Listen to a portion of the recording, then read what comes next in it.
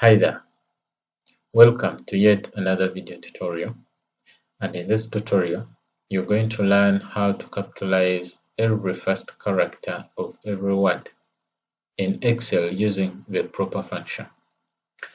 If you're new to this channel, please consider subscribing so that you don't miss out on our future videos. So let's start.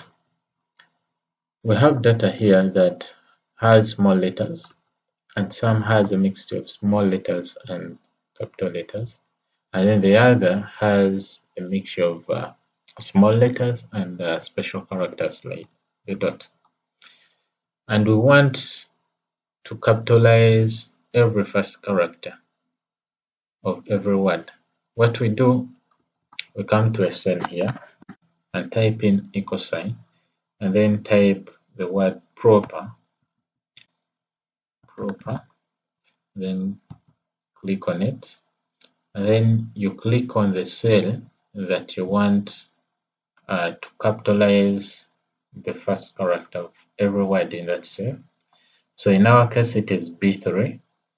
Once you're done clicking on it, you close the bracket and hit enter.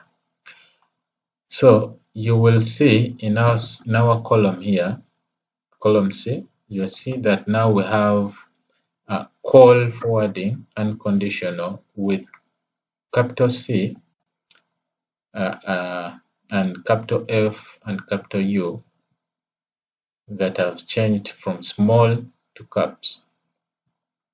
Now what we do for the rest of this information here, or the rest of the data in the cells below here, we come to call forwarding unconditional, and then we drag and drop. So in the results that we see in our column C here, the results that we see in our column C here, we can see that the first letter or the first character changes to a capital letter. Like you see call forwarding, call waiting, call hold.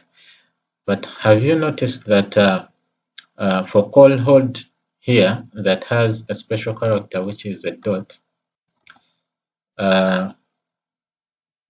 it turns out that the hold, which was initially a small letter, it also turns to be a capital letter. What this explains is that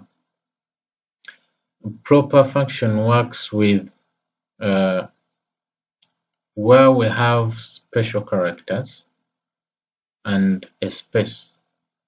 That's where it will capitalize the first letter.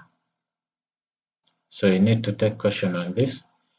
Otherwise, this could be a disadvantage of using the proper function.